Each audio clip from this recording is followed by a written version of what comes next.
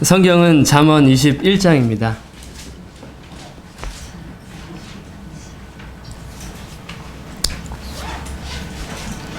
(21장을) 보면서 제가 생각했던 것은 우리들에게 정말 필요한 지혜들이 아닌가 생각이 되었습니다. 많은 지혜들을 언급하고 있습니다.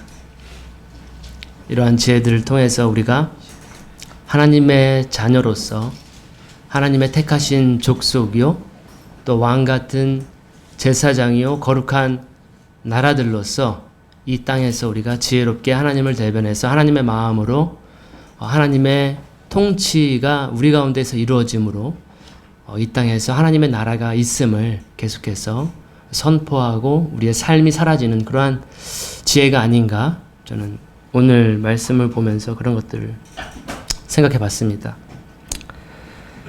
그래서 함께 보실 말씀 21장 1절부터 보겠습니다. 제목은 말씀드린 것처럼 우리에게 필요한 지혜가 아닐까 생각이 됩니다. 1절에 왕의 마음이 물 있는 강들과 같이 여호와의 손 안에 있나니 그분께서 친히 원하시는 곳으로 그것을 돌리시니라. 다른 번역으로 보시면 왕의 마음이 여호와의 손에 있음이 마치 봇물과 같아서 그가 의미로 인도하시니라. 한마디로 왕이라고 하는 통치자의 마음이 여호와의 손 안에 있다라는 것이죠. 그래서 여호와의 손 안에 존재하기 때문에 여호와께서 강물을 이리저리 옮기시는 것처럼 물줄기를 일로 보냈다가 절로 보냈다가 임의대로 하나님의 뜻대로 그 강줄기를 움직이시는 것처럼 통치자들의 왕들의 마음까지 하나님은 이리저리 움직이실 수 있다라고 하는 그런 말씀을 지금 하고 있습니다. 왕의 마음을 주관하고 있는 것이다. 지금 우리나라 혹은 일본, 중국, 미국 지금 각 나라의 왕들이 통치자들이 있는데 우리가 봤을 때는 저 사람은 이렇고 이 사람은 저렇고 저 사람은 이렇고 그렇게 생각을 할 수 있어요. 비판할 수 있고. 근데 하나님께서는 그 위에 존재하셔서 그 왕들의 마음을 하나씩 움직이시고 나라와 정사와 권세들을 하나님의 뜻 가운데로 이렇게 운행하신다라는 것을 우리가 이 구조를 통해서 알 수가 있겠고, 또 바울은 자기 서신 로마서에서 각 사람은 모든 권세에 위에 있는 권세에 복종하라라고 바울은 권면을 하고 있거든요. 로마서에서. 왜냐하면 모든 권세는 하나님께서 세우시고 정하셨다라고 하는 그러한 이 세계관이라고 해야 될까요? 그걸 로마 교인들에게 전달하고 있습니다. 모든 권세는 하나님이 정하지 않은 권세는 없다라고 하는 그런 말씀. 그래서 우리가 이 구절과 같이 함께 살펴본다면 하나님께서는 모든 권세, 통치자들을 세우시는 것이 하나님이시고 그가 악한 왕이라든 로마의 네로 황제, 그리스도인들을 죽이는 그런 황제, 도미티안 황제, 그 엄청난 대란 학살, 히틀러까지도 심지어는 하나님께서는 그 모든 왕들을 세우시고 정하신다라고 하는 것. 두 번째로는 그 왕들의 마음을 우리 본 1절에서 그 왕들의 마음을 움직이신다라고 하는 것이죠. 이러한 지혜를 우리가 세상 사람은 모를 것 같아요. 근데 하나님의 백성인 우리들은 하나님께서 모든 것을 주관하시고 운행하시는 절대 주권자라고 하는 것들을 우리는 알 수 있는 거죠. 그래서 이것을 모른다면 어리석은 사람이라는 겁니다. 이 하나님의 통치하심, 그 왕들 위에 있는 하나님의 그 권세를 모른다면 우리는 어리석은 자가 될 수밖에 없겠죠. 그래서 통치자들을 비난하고 왕들을 비난하고 권세에 복종하지 아니하고 하나님께 복종한다고 하는데 결국 그걸 하나님께 불복종하게 되는 이러한 상황들을 우리가 어리석음을 그 어리석음대로 살아갈 수가 있다라고 하는 부분, 그러한 부분까지도 우리가 살펴볼 수가 있겠고요. 하나님께서는 그래서 왕들의 마음을 움직이시기 때문에 가장 이상적인 통치라고 한다는 것은 왕들도 자기 마음이 있잖아요. 맞죠? 또 이 세상에는 하나님의 통치 권세가 있을 뿐만 아니라 또 악한 자의 공중 권세 잡은 자들의 그 정사와 권세와 하늘의 악한 악을 주관하는 영들이 있기 때문에, 영들의 싸움이 있기 때문에 왕의 마음이 하나님의 마음으로 충만히 채워져야 하나님의 뜻대로 바르게 통치를 할 수 있다는 거죠.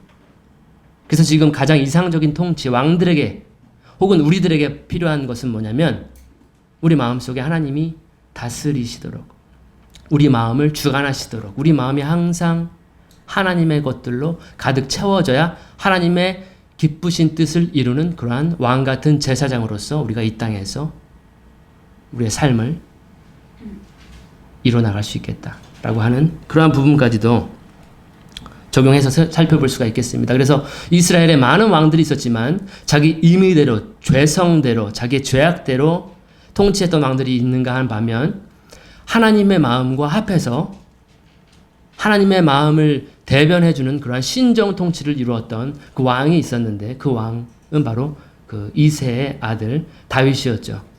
그 전에 이스라엘의 초대 왕 사울이 있었는데 그는 하나님의 마음과 합하지 않았어요. 하나님의 마음을 근심케 하는 통치를 계속해서 이루어 나갔던 거죠. 그래서 하나님께서는 그 왕을 세우신 것을 굉장히 후회했어요. 가슴이 너무 아팠어요. 그래서 하나님은 또 다른 왕을 세우시는데 바로 다윗 왕이었고 그에게 주었던 하나님의 말씀이 뭐냐면 이는 내 마음과 합한 자다라고 표현을 했습니다. 하나님의 마음으로 하나님 그 다윗의 마음 속에는 하나님이 가득 찬 상태에서 하나님이 기뻐하시는 뜻대로 통치했다라는 것. 우리도 마찬가지로 우리의 삶을 살아갈 때 하나님의 통치가 우리 삶 가운데 이루어지고 우리 마음 속에 그가 가득 계심으로 인해서 이러한 것들이 이루어질 수 있겠다라고 하는 것까지 우리가 생각을 해볼 수가 있겠습니다. 2절로 가시면 사람의 눈과 여호와의 눈에 대한 구절이 되겠습니다. 사람의 모든 길이 그의 눈에는 옳게 보여도 여호와께서는 마음을 살피시느니라. 사람의 행위가 자기 보기에는 모두 정직하여도 여호와는 마음을 감찰하시느니라. 우리 사람의 눈은 한계가 있다라고 하는 것을 이 구절은 설명을 해주고 있습니다. 우리가 봤을 때에는 사람의 눈으로 봤을 때 모든 길이 모든 행위가 다 옳고 정직하게 보일 수 있다라는 것이죠. 우리가 다른 사람들을 봤을 때에도 저 사람은 바른 사람이구나. 저 사람은 옳은 사람이구나. 저 사람은 정직한 사람이구나 라고 우리가 판단할 수 있는 부분인데 근데 아니다라는 거죠. 하나님은 그 마음속을 살펴보신다. 이게 사람의 눈과 하나님의 눈의 한계, 차이점이라고 볼 수가 있겠죠. 그래서 겉과 속을 다 볼 수 있는 분은 하나님이라는 거죠. 그 마음 속까지, 그 사람의 영까지 볼 수 있는 것. 그래서 우리는 우리 눈으로 모든 걸 판별하고 판단할 때 우리는 우리 눈을 너무 신뢰하면 안 된다고 하는 부분이죠. 왜냐하면 우리가 항상 실수할 수 있다는 것을 우리의 판단과 우리의 분별은 실수할 수 있다는 것을 우리 눈에는 모두 다 옳게 보이거든요. 그래서 항상 하나님의 뜻이 무엇인가, 하나님의 마음은 무엇인가, 하나님께서 하나님의 관점으로 봤을 때 어떤 그것이 옳은 것인가, 옳지 않은 것인가라는 것을 우리가 분별할 수 있어야 된다는 것이고 좋은 예가 구약에 나와 있는데요. 사무엘이 이제 사울을 대신한 왕을 찾으러 이새라고 하는 사람의 집에 가게 되죠. 그래서 이새에게는 7, 8명의 아들들이 많이 있었어요. 사무엘이 그 첫째 아들을 봤어요. 첫째 아들을 보고 저 사람은 왕감이다. 사울을 대신한 왕의 인재다라고 해서 생각을 딱 했어요. 저 사람이구나. 근데 하나님께서 말씀을 하시죠. 사무엘에게. 뭐라고 말씀을 하시는가 했더니 사람은 외모를 보지만 그 사람은 아니다. 그 사람은 왕이 될 수 없다. 왕이 되지 못하는 사람이다. 근데 겉으로 봤을 때에는 사무엘의 눈, 선지자의 눈으로 봤을 때에는 그 사람이 왕인 것 같거든요. 근데 하나님은 사람은 외모를 보지만 나는 그 사람의 중심을 본다. 그 사람의 마음을 본다. 내가 그를 어떻게 작정하고 있는지를 아니 사무엘에게 그러죠. 그래서 나는 그를 죽이기로 내가 작정했다. 나 그를 버릴 것이다. 라고. 우리 눈으로 봤을 때 그 사람은 왕감인데 하나님의 눈으로 봤을 때는 그 사람은 절대 왕의 왕이 아니라는 거죠. 그는 버림당하는 자다라고 이야기를 하고 있습니다. 그래서 우리의 눈은 그게 한계가 있어요. 그래서 항상 우리는 우리가 실수할 수 있다라는 것, 우리가 잘못 결정할 수 있다라고 하는 것들을 간과해서는 안 된다는 것이고, 하나님의 뜻을 구하고 하나님의 마음, 하나님께서 감찰하시는 그것을 우리가 항상 지혜를 구해야 된다라고 하는 그런 지혜를 지금 우리 2절은 이야기를 하고 있습니다. 3절은 행함의 중요성에 대해서 언급하고 있어요. 정의와 판단의 공의를 행하는 것이 희생물보다 더 여호와께서 받으실 만하니라. 공의와 정의를 행하는 것은 제사 드리는 것보다 여호와께서 기쁘게 여기시니라. 이것도 계속해서 구약과 연관이 되는 것 같아요. 제사보다는 정의와 공의를 행하는 것이 더 중요한 거 아니냐라고, 더 여호와께서 기뻐하시는 것이다. 아무리 희생제를 많이 드리고 아무리 물질을 많이 드리고 제사를 많이 드리는 것보다는 우리의 삶이 공의와 정의와 공평, 거룩한 삶으로 사라지는 그 삶의 제사를 하나님께서는 더 기뻐 받으시는 것이지, 제사가 아니고 예배가 아니라, 아무리 말씀을 많이 듣고 아무리 예배를 많이 드리고 새벽 기도와 금요 철야와 기도원과 많은 것을 하나님께 드린다 할지라도 삶으로 나타나지 않는 것은 여호와께서 기뻐하지 않는다. 우리가 불렀던 찬양의 가사와 같이 그 일맥상통하는 부분이 있는 것 같습니다. 그래서 이 말씀과 다 또 연관되는 사람이 누구냐면 바로 사울이에요. 분명 사울에게 하나님은 사무엘을 통해서 남겨두지 말아라. 다 멸절하십시오. 아말렉과 그 모든 가축과 모든 좋은 것들 다 남겨두지 마시고 모두 다 멸절하십시오라고 했는데, 사울은 그렇게 하지 않았죠. 제사 드리려고 내가 좋은 것을 내가 챙겨놨습니다 라고 하자, 하나님께서는 사무엘을 통해서 순종이 제사보다 낫지 않습니까? 그 제사 뭐하러 그것을 제사를 드리십니까? 순종이 제사보다 낫고 듣는 것이 수양의 기름보다 더 하나님께서 기뻐 받으시는 것 아닙니까? 왜 하나님의 말씀을 버리셨습니까? 당신이 하나님의 말씀을 버렸기 때문에, 순종하지 않았기 때문에 하나님께서도 당신을 버리셨습니다. 그러한 비극적인 삶을 우리에게 좀 나쁜 예로 전달을 하고 있는 거예요. 아무리 희생제, 제사를 많이 드리는 것, 아무리 제물을 잘 드리고 말씀을 잘 듣고, 그것이 중요한 것이 아니라 순종, 그 말씀에 순종하는 삶을 살아야 되는 것. 정의와 공의를 실천하는, 하나님의 말씀대로 살아가는 거룩한 산 제사로 우리의 삶을 드리는 것이 하나님을 더 기쁘게 하는 것이다 라고 지금 본 구절은 우리에게 전달을 하고 있습니다. 4절은 교만에 대한 구절입니다. 계속 반복된다라고 하는 것은 중요하기 때문에 계속 나오는 것 같습니다.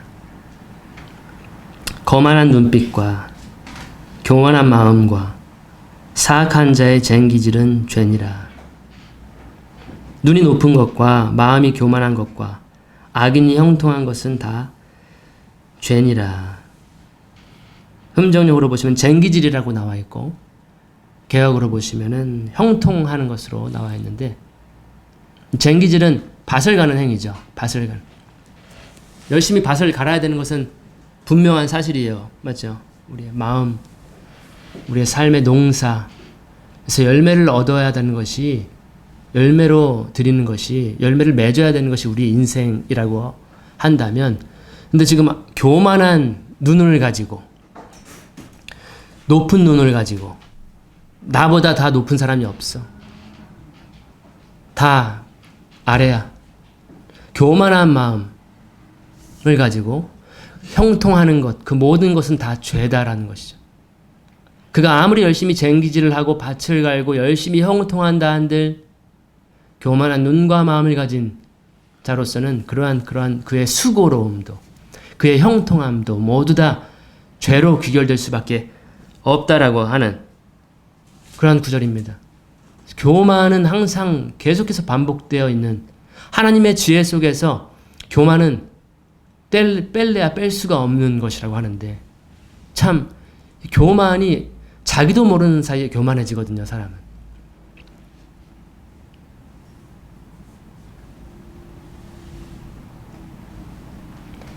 그래서 교만을 우리가 반드시 해결을 해야 되는 것이거든요.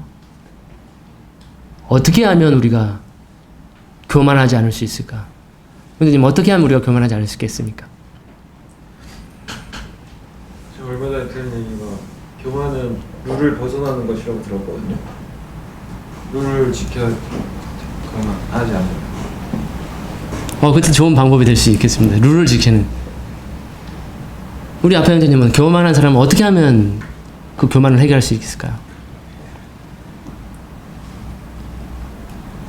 스스로는 해결할 수 없는 것 같아요. 스스로 누군가 해결해 줘야 된다? 어떻게 하죠? 스스로는 해결 못하고 그러면? 본인의 기준이 무너지지 않는 이상은 자기가 깨어지지 않는 이상은. 근데 흔히 교만한 사람은 자기가 교만한지 몰라요. 그렇기 때문에 계속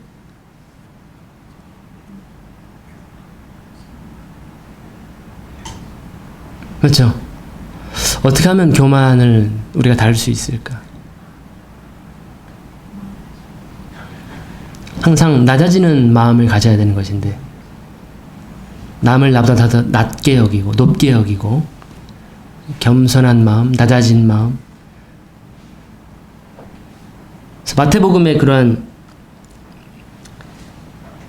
이 질문에 어떻게 하면 교만을 해결할 수 있을까라고 하는 그 질문의 답이 예수님께서 하신 말씀이 있었습니다. 그 중에 하나가 뭐냐면 예수님 자체가 겸손하신 분이기 때문에 수고하고 무거운 짐진 자들아 다 내게로 오라. 그런 말씀을 하셨죠. 그 다음 구절에 어떠한 말씀을 하시냐면은 수고하고 무거운 짐진 28절에 마태복음 11장 28절에 수고하고 무거운 짐진 자들아 다 내게로 오라 내가 너희를 쉬게 하리라. 29절에 나는 마음이 온유하고 겸손하니 나의 멍에를 메고 내게 배우라 그리하면 너희 마음의 쉼을 얻을 것이니라. 나는 마음이 온유하고 겸손하기 때문에 예수님은 겸손의 왕이죠.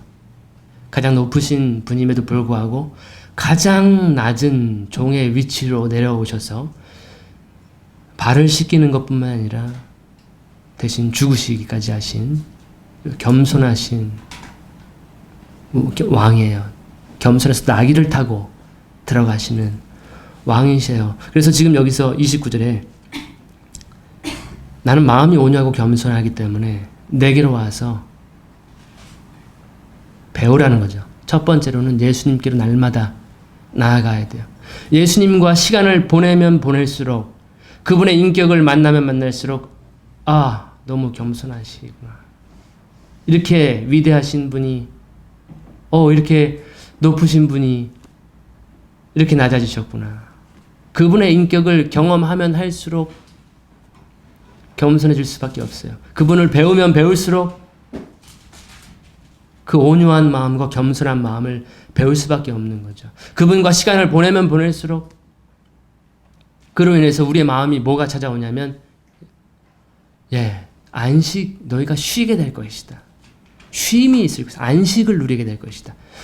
인자는 안식일의 주인이기 때문에 평안을 얻게 되는 것이고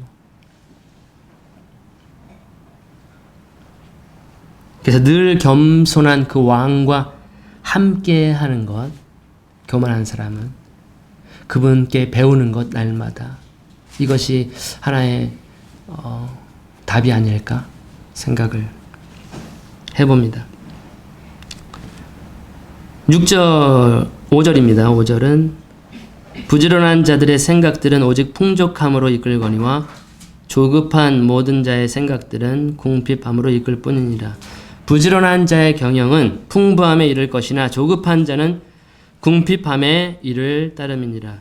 부지런함과 조급함에 대해서 이야기를 하는데 경영하는 것과 혹은 계획하는 것과 개발하는 것, 이렇게 생각하는 것, 어떠한 추진하는 것, 이러한 것에 풍부함에 이르게 되는 것은 바로 부지런함이다라고 하는, 풍족함에 누리는 것과 궁핍함에 어떤 비결을 주는 것이 바로 부지런함이다. 근데 부지런함의 반대가 뭐냐면 게으름이 아니라 여기서는 조급함이라고 표현이 되어 있어요. 조급함. 조급하면 그 경영과 그의 계획과 그의 어떠한 개발과 이런 것들은 궁핍함에 이를 수밖에 없다. 조급한. 부지런함의 반대가 조급함.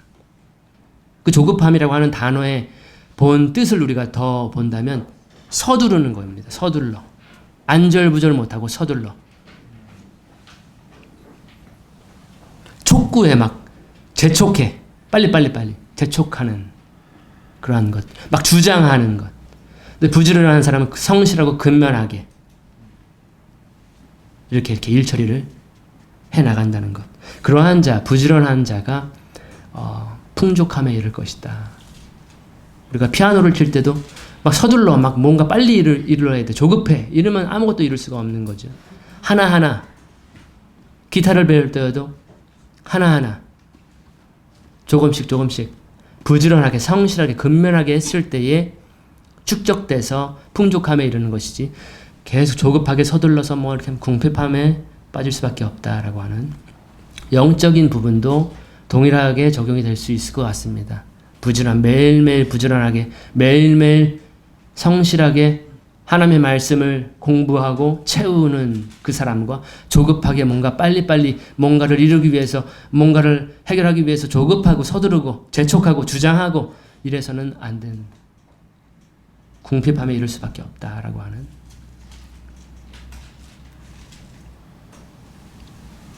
부지런함은 지혜다. 6절입니다. 6절은 거짓말하는 혀에 대한 말씀입니다. 거짓말하는 혀로 보물을 얻는 것은 죽음을 구하는 자들이 이리저리 내던지는 헛된 것이니라. 속이는 말로 재물을 모으는 것은 죽음을 구하는 것이라 곧 불려다니는 안개니라. 물 없는 샘이요 광풍에 밀려 움직이는 안개다. 비가 없는 구름이다. 뭐 이런 표현들도 왜요? 거짓 교사들을 향해서 베드로 사도인가요? 이렇게 거짓 교사들, 선지자들을 향해서 이러한 말씀을 이렇게 비유해서 선포한 그런 구절인 것 같은데, 여기서도 마찬가지로 거짓말하는, 속이는 말로 재물을 모으는 것은 죽음을 구하는 것이다 라고 이야기를 하고 있습니다. 거짓말하는 혀, 속이는 말, 한마디로 자살행위라는 거죠. 속이는 말로 재물을 모으는 것, 사기꾼이죠. 좀 더 깊숙이 들어간다면 미혹하는 자입니다. 미혹하는 자. 사람을 속이는 자죠. 속임으로 인해서 이득을 취하는 것. 근데 그것을 지금 지혜자는 자살행위다라고 이야기를 하고 있습니다. 죽음이 멀리 있는데 오히려 죽음을 찾으러 다니는 사람이 바로 속이는 말로 이득을 취하는 것, 거짓말하는 혀로 재물을 모으는 것이 바로 그러한 자다라고 이야기를 하고 있어요. 그래서 이러한 구조를 통해서 우리는 어떻게 해야 될까? 정직한 혀를 가져야 되겠죠. 정직한 혀, 항상. 속이는 말이 아니라 정직한 혀로 재물을 모으는 거죠. 성실하게. 속이지 않고. 그것이 죽음을 피하는 방법이라는 거죠. 정직하게 거짓말 하나도 안 보태고 입에서. 더 나아가서 자기 생명을 구하는 것뿐만 아니라 다른 사람 생명도 구해야 되겠죠. 우리들은. 우리에게 필요한 지혜라고 했을 때 우리는 항상 정직한 말, 선한 말, 무엇보다도 진리를 항상, 은혜로운 말을 항상 우리 혀에 가지고 있어야 되겠죠. 그 진리는 사람을 살리기 때문에 자기도 살고 남도 살리는 것, 그것이 진리를 말하는 것이다 라고 하는 것을 우리가 이 구절을 통해서 항상 진리를 말하면 좋은 거예요. 우리 생명에 유익한 거죠. 그 진리는 아버지의 말씀이 진리죠. 하나님의 말씀이 진리이고 바로 예수 그리스도가 바로 진리입니다. 날마다 우리는 예수 그리스도를 전파하는 입술이 되고 혀가 되는 거죠. 우리 입술에는, 우리 혀에는 항상 예수님이 있어야 되는 거예요.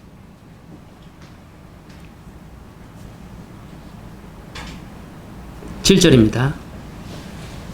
7절은 이 강포하는 것, 강탈하는 것에 대한 구절인데요.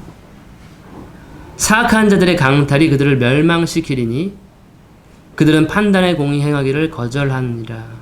악인의 강포는 자기를 소멸하나니 이는 정의를 행하기 싫어함이니라. 정의와 공의를 행하지 않고 약탈하는 것, 빼앗는 것, 강포하는 것. 영어로 보시면 도적질하는 거예요. 도적질하는 거. 도적처럼 강제로 빼앗아가는 것. 그러한 정의롭지 않은 것, 부당한 방법으로 착취하는 것, 이러한 것, 무력의 논리, 힘의 논리, 이러한 것들이 스스로 멸망하게 되는 자기 소멸의 어리석음이다라고. 오히려 우리는 정의를 행해야 된다. 정의. 공평을 행해야 된다. 공의. 그것이 지혜다. 라고 하는 것을 볼 수가 있는데요. 이러한 강포한 이제 왕이 세상을 통치하게 되겠죠. 그 사람은 자기 소멸을 이루게 될 것이다 라고 하는, 한마디로 폭군과 같은 존재, 공포 정치를 하는, 강제로 사람을 이리저리로 움직이는 그러한 사람은 자기 소멸을 이루게 될 것이다. 근데 오히려 다른 사람을 살리기 위해서 스스로 목숨을 내려놓은 그러한 통치자도 우리 역사 가운데에는 있었다라고 하는 것이고, 다른 사람을 살리기 위해서 자기 생명을 주신 의로움을 행했던 정의로운 왕이 이 땅에는, 이 역사 가운데, 우리 역사 가운데 있었다라고 하는 것이고, 그분이 바로 의로우신 의의 왕 예수 그리스도죠. 8절로 보시면은 사람의 길은 삐뚤어지고 낯설거니와 순수한 자로 말하건대 그의 일은 옳으니라. 죄를 크게 범한 자의 길은 심히 구부러지고 깨끗한 자의 길은 고드니라. 우리는 길에 대해서도 너무 많이 들었습니다. 우리는 어느 길로 가야 할지 너무 잘 알아요. 우리가 피해야 할 길은 지금 이 8절에서 사람의 길이라는 거죠. 사람의 길. 사람의 길은, 혹은 죄를 크게 범한 자의 길은, 모든 사람은 다 죄를 범했죠. 하나님의 영광에 이르지 못하는, 그냥 그대로 내비두면 어디로 가냐면 사망의 길로 갈 수밖에 없는 것이 사람의 길이에요. 생명길로 가지 못해요.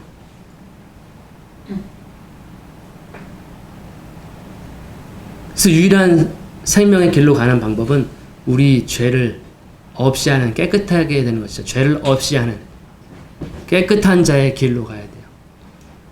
순결하게 하신, 우리의 죄를 순결하게 하신 순수함의 그 길로 가야 돼요. 우린 너무나도 잘 알아요. 순수함, 정결함, 깨끗함, 죄 없이 함, 그 길로 우리는 걸어가야 돼요. 그 길은 한 길밖에 없어요. 제가 짧은 인생 살았지만 한 길밖에 없다라고 진리는 선포되었어요. 그렇기 때문에 다른 길은 없는 거예요. 아무리 연구하고 다른 길이 있을까 찾아봐도 아마 없을 것 같아요.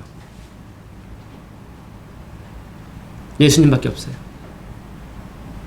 사람의 모든 길은 다 굽었어요. 사망으로 갈 수밖에 없어요. 예수님만이 오직 유일한 생명 길이라는 것. 거의 다 왔는데요. 9절은 결혼과 관련이 되어 있습니다. 여기 앉아 계신 분들은 아름다운 결혼을 꿈꾸고 있는 분들이 다수인데, 결혼은 아무리 강조해도 지나치지 않는 거죠. 결혼은 일생일대에 가장 큰 영향을 줄 수 있는 정말 중요한 것이, 이 인생을 놓고 봤을 때, 인생의 그래프를 봤을 때 가장 중요한 것이 뭘까? 저는 결혼이라고 생각을 하거든요. 결혼은 정말 중요한 것이에요. 우리는 지금 결혼을 혼인을 기다리고 있는, 우리가 오전에 누가복음 12장에서 혼인에 대한, 지혜로운 사람은 열심히 기다린다. 허리에 띠를 두르고 주인이 오는 것을 기다린다. 얼마나 중요하냐면 우리가 그리스도와의 결혼을 우리가 기다리고 있는 것이죠. 하나님은 그리스도와의 결혼을 준비하시는 거예요. 아버지는 아들의 결혼을 가장 중요하게 생각하는 거죠. 아브라함이 이삭의 결혼을 위해서 자기 생명과도 같은 그러한 신실한 종을 그 신부를 데리고 오게 하기 위해서 그만큼 결혼은 중요한 거예요. 하나님 아버지도 우리들의 결혼을 너무나도 중요하게 생각하실 거라고 저는 생각을 해요. 우리 한 사람 한 사람의 결혼. 그 결혼 중에서 가장 중요한 것은 그리스도와의 결혼이죠. 우리는 신부입니다. 지금 성령을 통해서 하나님께서 보내신 보혜사를 통해서 그 일을 하고 계신 거죠. 신부를 준비시키는 것이죠. 이제 신랑을 맞을 준비를 시키는 거죠. 신랑과 신부, 지금 우리가 만나야 될 신랑은 너무나도 우리하고 다르기 때문에 그분은 거룩하시기 때문에. 그래서 아무리 강조해도 지나치지 않는 것이 바로 결혼입니다. 근데 이 구절은 꼭 피해야 할 결혼에 대해서 설명을 하고 있습니다. 9절 보시면은 다투는 여자와 함께 넓은 집에서 사는 것보다 지붕 모퉁이에서 사는 것이 나으니라. 다투는 여인과 함께 큰 집에서 사는 것보다 음막에서 사는 것이 나으니라. 얼마나 고통스러우면은 이 다투는 여인과 사는 것보다는, 큰 집에서 사는 것보다 음막에서 한 집 모퉁이의 저 구석에서 혼자 사는 게 낫다. 결혼이 이렇게 중요한 거죠. 미국 말에 해피 와이프는 해피 라이프다, 이런 말이 있습니다. 해피 와이프, 해피 라이프.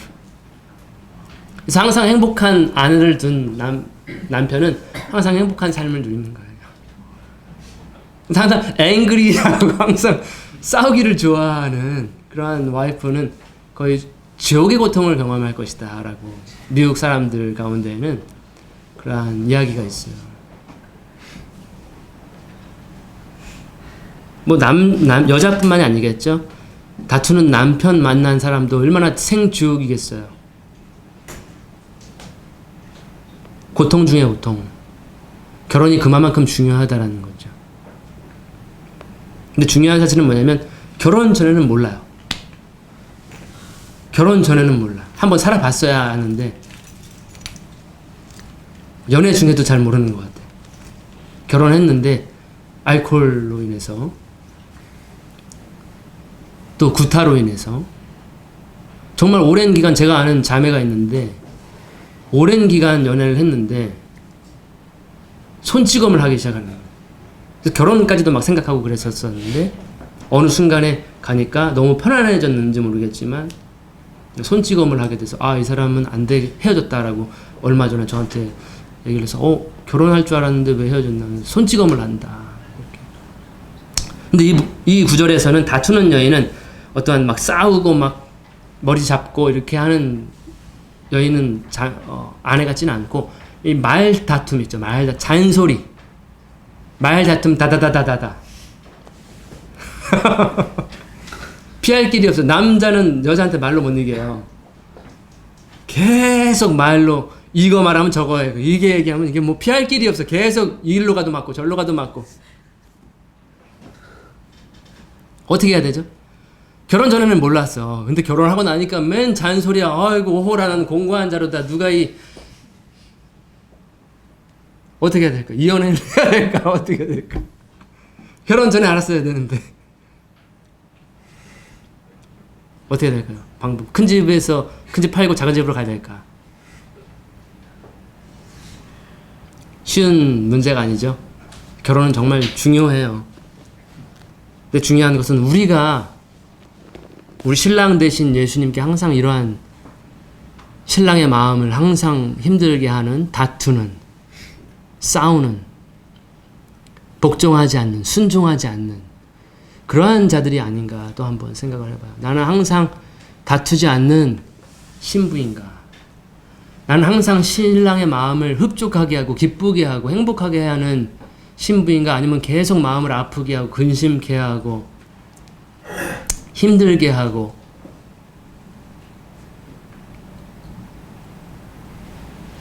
그래서 이러한 관계, 이러한 결혼 관계 가장 좋은 방법은 결혼 전이라고 한다면 피하는 것이 가장 좋은 거죠.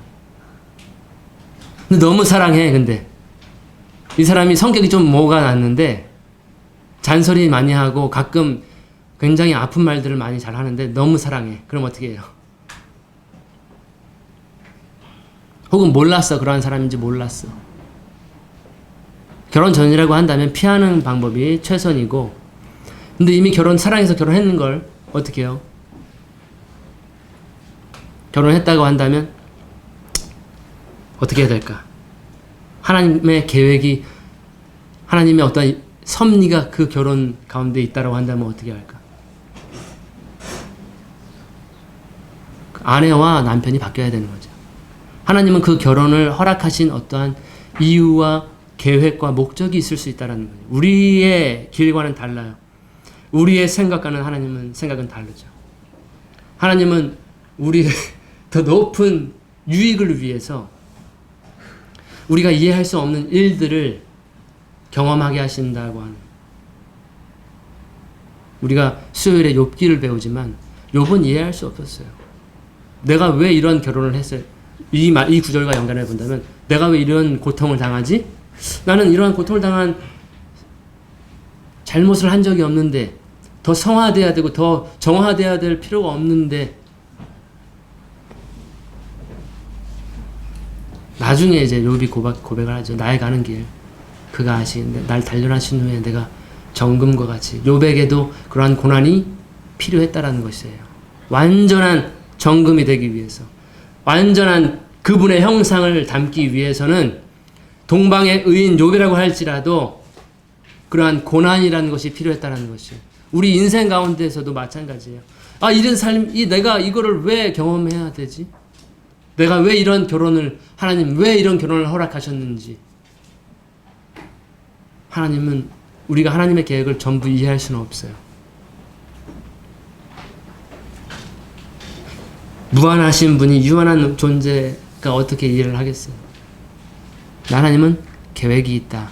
두 번째로 하나님은 실패가 없습니다. 그분은 실수가 없습니다. 이렇게 미국 사람 표현을 하면 읍스 이런 게 없어요. 잘못했네. 이게 없어요. 하나님은 실패가 없어요. 내가 너를 잘못 만들었, 이게 없어요. 실수가 없으신 분이에요. 뭔가 하나님의 계획과 뜻, 목적이 있는. 그래서 남편은 자기 부인 목숨을 내려놓고 사랑해야 돼요. 아내를. 사랑이 그 사람을 바꾸는 것이지 어떤 다른 방편이 그 사람을 바꿀 수 없어요. 사랑, 그리스도의 명령대로 여성에게는 사랑이 필요해요. 그 여성이 어떠한 것을 나에게 준다고 할지라도 사랑이 이기는 거죠. 사랑이 이겨요. 바른 진리가 이기는 게 아니에요. 너 이거 잘못했고 이거 잘못했고 이거 잘못, 이게 아니에요. 물론 진리가 필요하지만 사랑이. 여성은 그래서 사랑을 먹고 자라는 그런 꽃이라고 하는 표현이 있는데, 이 표현 굉장히 싫어하더라고요, 자매들이. 무슨 우리가 사랑만 먹고 살아? 남편의 사랑 필요 없어. 우리는 우리 스스로 즐길 수 있어. 만족해. 뭐 이렇게 표현을 하는데, 여성은 사랑이 필요한, 남편의 사랑이, 우리가 그리스도의 사랑이 없다면, 그분이 사랑이 끊어진다면 우리는 말라 비틀어지는 존재밖에 안 돼요. 무한한 사랑으로, 목숨을 내려놓는 사랑으로 자매에게 공급을 해줘야 되는 것이고, 둘째로 자매님은 불복종 없어요. 그리스도께 복종하는 것처럼 자기 부인으로 인해서 남편에게 복종해야 돼요. 순종해야 돼요. 우리 오늘 불렀던 찬양의 가사처럼 복종하는 거예요. 그 말씀이. 토가 없어요. 다투지, 토를 달고 뭐 항변하고 그 하면 안 돼요. 그 결혼을 통해서 하나님은 뭔가를 또 이루어 나가신다. 라고 하는 좀 넓은 관점, 좀 멀리 보는 관점을 가질 필요가 있겠죠. 마지막 절입니다. 마지막 10절은 이웃을 향한 지혜인데요. 사악한 자의 혼은 재앙을 바람으로 그의 이웃이 그의 눈에 호의를 입지 못하느니라. 악인의 마음은 남의 재앙을 원하나니 그 이웃도 그 앞에서 은혜를 입지 못하느니라. 그러니까 악한 사람은 이웃의 안 되기만을 바라는 거예요. 이웃이. 아주 재앙만 바라는 거예요. 한번 두고 보자. 안 되는 것을 악한 일만 일어나기를 계속 바라는 거예요. 저도 근데 그랬던 적이 많이 있는 것 같아요. 한번 두고 봅시다. 한번 당신의 한번 미래가 어떻게 되는지 한번 두고 봅시다. 나쁜 일이 분명히 나한테 이렇게 아픔을 줬으니까 당신에게 분명히 뭔가 있을 것입니다. 사악한 자의 특징이 뭐냐면 재앙을 바라는 거예요. 그래서 그 이웃은 어떠한 호의도 은혜도 받지 못하는 것. 근데 우리를 하나님께서 부르실 때 우리가 재앙을 바라라고 저주하라고 부르시는 게 아니죠. 우리를 하나님의 백성으로 하나님의 소유로 왕같은 제사장으로 빛과 소금으로 부르신 데에는 저주하라고 보낸 게 아니라는 거죠. 재앙을 바라러 선포하라고 보낸 것이 아니죠. 오히려 은혜를 하나님이 자비하신 것 같이 자비하라라고 하는. 원수를 사랑하라. 우리는 그들에게 복을 빌어줘야 된다. 악을 악으로 갚지 말고 욕을 욕으로 갚지 말고 오히려 너는 복을 빌어주라. 그것을 위해서 우리가 부르심을 받았다라고 베드로는 자기 서신에 이웃이 나에게 어떠한 것을 하든지 나는 무조건 축복해 주는 거예요.